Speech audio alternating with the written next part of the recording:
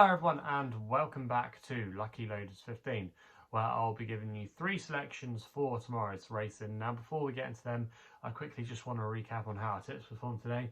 On the whole, it was a frustrating day as we had no positive results. We had a couple of seconds with my nap and next best. My nap of the day was Alpha Karanai at Seville. In the end, like I say, she could only finish in second place. She had every chance really. There wasn't too many excuses for her, and in the end, she just didn't have the gears to go with the eventual winner. She did rally for second in the closing stages, but the winner had already flown. So yeah, that was a little bit disappointing there. Alpha Rose, I think that was one maybe that got away from us today.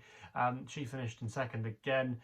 She actually settled quite well for the first part of the race. I actually thought she was going to go and make the run-in today, which might have ended up being the right tactics if they had deployed them, but they decided to hold them up. And in the end, when she was just making her challenge, it got a little bit messy with Sky Power.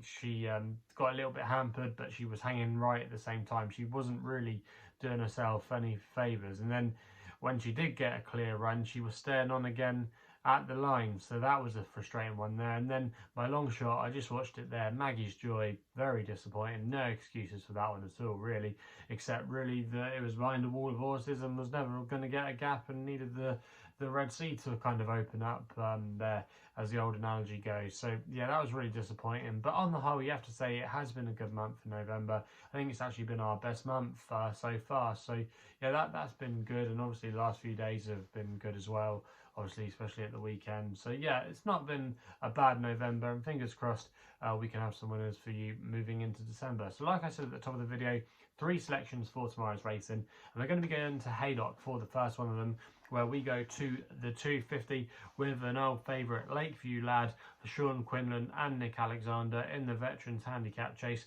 currently available at 7-2 at the moment. And this is going to be my next best of the day, where I'm recommending a 1-point win bet here. Now I think the key to this horse is backing him fresh. Now if you look at the last few years, he's actually got a good record when he's been sent out on a seasonal bow. He won in 2018 when he won the rehearsal chase. He then went on to win last year when he took the Many Clouds in what turned out to be a bit of a farce. He won a grade 2 there, beating the likes of Santini and Frodon.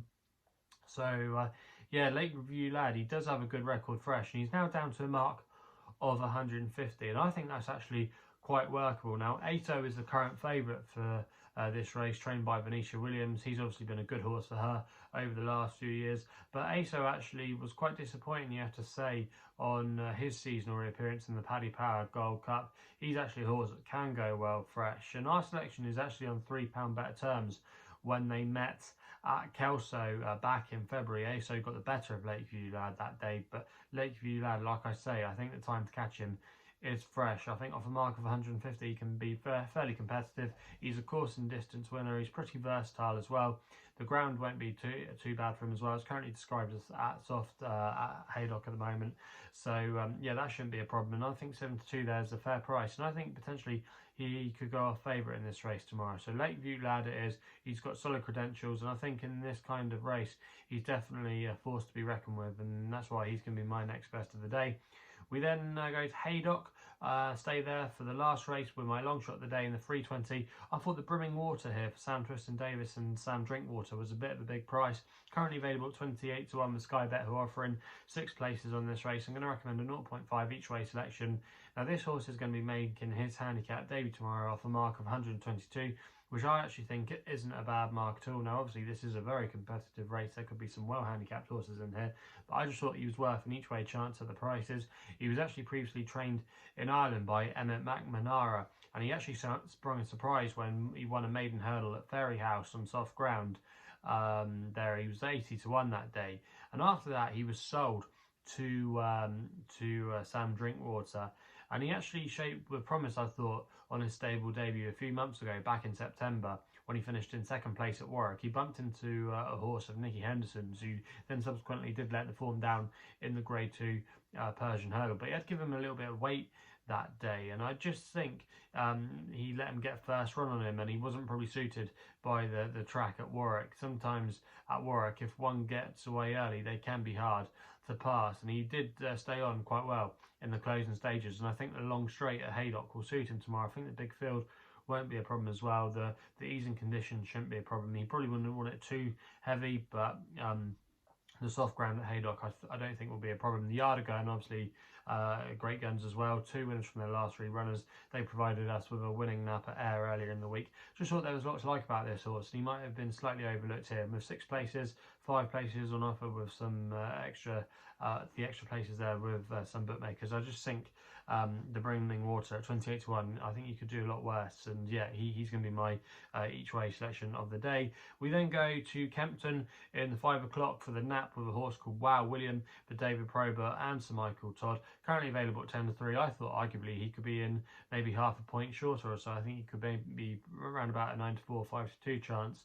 Now I think the key to him is this new distance that he seemed to relish last time out when he won at Lingfield. He did very well there in the closing stages, going away. He hasn't been the most straightforward horse, but I just think the key to him could be this step up in distance. He was raised £6 by the handicapper to a mark of 69 for his win last time out. Obviously this is maybe a little bit of a deeper race going up in trip, but I think up in grade, sorry, but I do think he could get this race run to suit. He's drawn in stall 5 as well, so it's not drawn out in the car park, it's not wide, so if he can get into a nice turn to the race here, I think he could come with a late turn of foot, and I think he'll be suited by the track at Kempton as well. I just think he's got quite a bit more to offer at this trip. The pedigree suggests that he should be getting this trip, no problem. He's related to a few horses that were middle distance horses, so I just think he's still relatively unexposed and could still have a little bit more to offer moving forward. And at 10-3 there, I think he'll go quite close in that race at Kempton. So they're the 3 tips for tomorrow's racing.